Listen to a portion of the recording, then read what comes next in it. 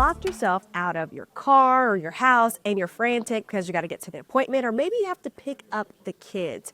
You're not thinking about how reputable a locksmith really is, and that's exactly what they're counting on. It's how predatory locksmiths gouge customers. This is Behind the Investigation. I'm Sierra Cummings, investigative reporter with Atlanta News First, and I'm joined now with Kristen Crowley, one of our national investigative reporters. So good to have you here, Kristen. Hey, Sierra, good to be here. Tell us a little bit about this story on locksmiths. How did you find out about it? Yeah, it kind of popped up on social media. We saw a few posts of people saying that their door was damaged by a locksmith and that they weren't sure if this locksmith was actually legitimate. And when I started looking even closer into it, I found this was not an isolated problem. This is a nationwide problem, far larger than we had any idea about. At 70 years old, Enrique Hernandez still goes to work every day. But one day in 2023 sticks out more than most. As soon as I closed the door, I knew that I didn't have my keys on me. In a rush to get to his shift on time, he called a Kansas City area locksmith listed online. 24-hour locksmith. Right away, things got off to a bad start. And once he opened it up, I told him, well, that's all you need to do, because this one was not locked. And he did both. He was doing unnecessary work. Absolutely. And it went from bad to worse. Did he give you any pricing over the phone? Did he tell you how much it was going to be? Anything like that? I did not ask. So I feel maybe $150. It would have been fine with me to pay $150. The actual total, $1,217.29. I said, no, this is outrageous. This is way out of line. I go, you got to be kidding me. I'm not paying that. A breakdown of the bill shows the locksmith charged nearly $400 per lock. One of them, Enrique says, he didn't even need. And then when he gave me the bill, that's when I went, okay, I've been had. And he's not the only one. People all across the country have had this problem, like Leslie Weeks in Utah. He stripped away a layer of 2.5 inches by 6 inches of the door by pushing too hard on the drill. How much was the bill? He initially told us both locks would be $300. And when the job was done, it came to $770. Another woman in Kansas sent us these photos after she says the locksmith she called kicked in her door and charged her $231 for getting her back inside. Consumers are desperate when they need a locksmith. You know, they can't get in their car, can't get in their house. And so these individuals prey on that. Steve Howe is district attorney for Johnson County, Kansas. His office actually investigated what happened to Enrique, as well as several other people, saying predatory locksmiths are a big problem. They tell them one price and then charge them a considerable more after the work is done, and basically hold them hostage. House says the perpetrators buy ads and sponsorships on Google to make sure they're the first ones who pop up when you search locksmith. How are these places showing up on Google if they're illegitimate? Well, I think there has to be enough complaints in order for Google to bring them down. Are these locksmiths scammers? Oh, many of them are. Yes, absolutely. But catching them, House says, so far has proved impossible. We've never been able to track down those individuals. We've seen on a number of occasions where they change their company name when we start investigating or making phone calls.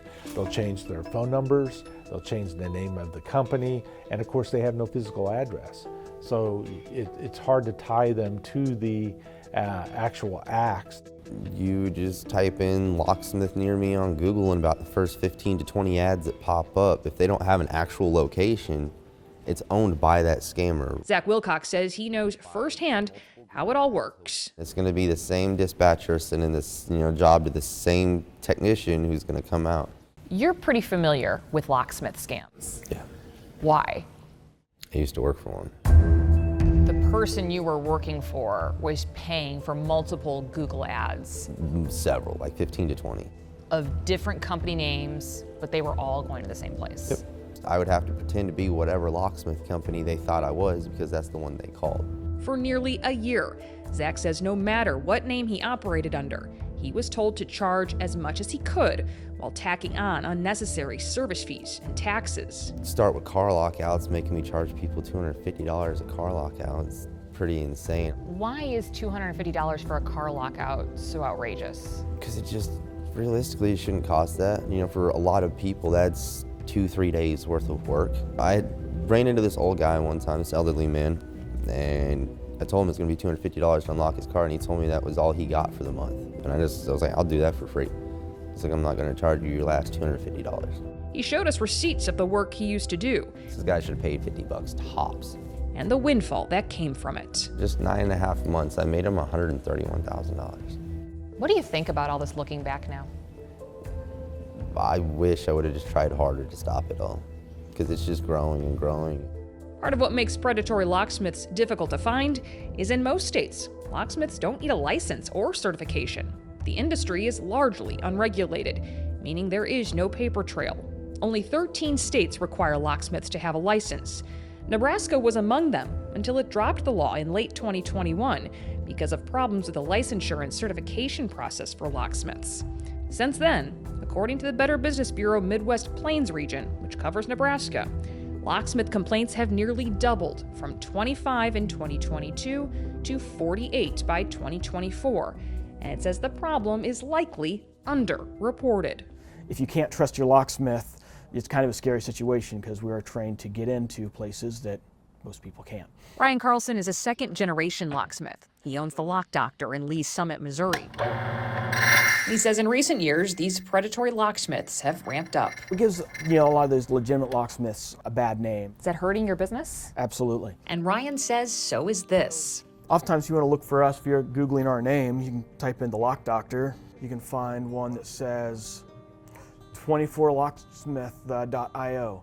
That's not you guys. That's not us. But that's your name. That's our name. And if you click on it, it even shows our address, our phone number, our hours. This is not our website.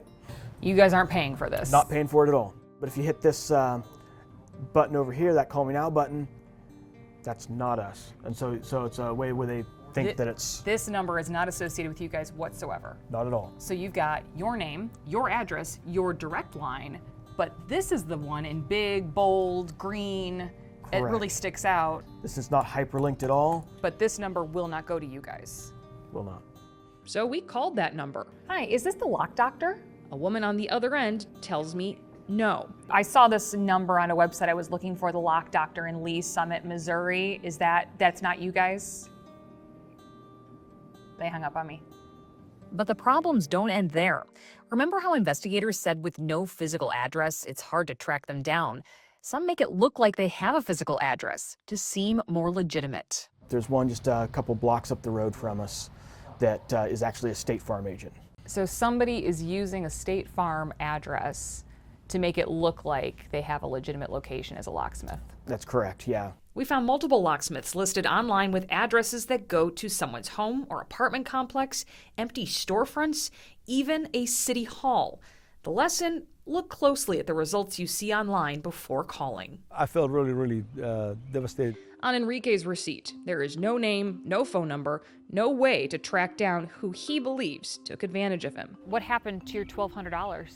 I lost it. You never got it back. I never got nothing back. An expensive lesson to learn, but one Enrique hopes is invaluable to people who hear his story.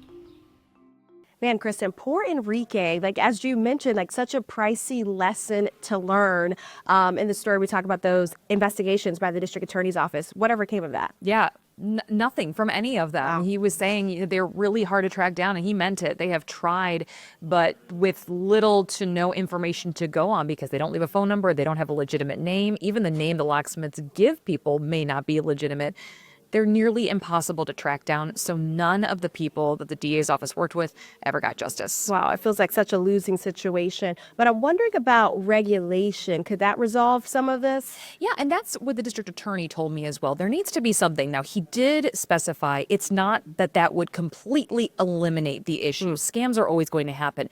But at least if they had some kind of registration system, it could create a paper trail. And if you have some kind of license, you can demand to see a license from a licensed contractor, just like you would with a plumber or an electrician. So that way, if there is work that is done that is unacceptable, or if someone is taking advantage of you, you have some kind of recourse, some kind of paper trail to follow to go after them, because right now, there's nothing.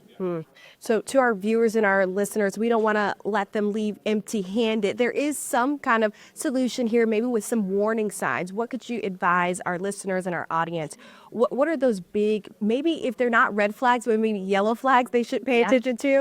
Yeah, well, here's a big one that we didn't mention in the story, the marking on a vehicle. So if a vehicle comes up to you and it doesn't have any kind of signage, doesn't have a phone number on it, and then the person comes up and they're not wearing a uniform, or maybe they just have one like little name tag, it's not identifying the company, the business. And again, in large part, that's because some of these illegitimate locksmiths are operating under multiple different names, so they can't label themselves. So if you want a reputable locksmith that you can trust, you can find one. They should come in a marked vehicle. Their techs should have some sort of uniform, some sort of identifying information with phone numbers and with names that tell you who they are. And some of those maybe warning signs people should pay attention to is the physical address. But we should talk about that a little more.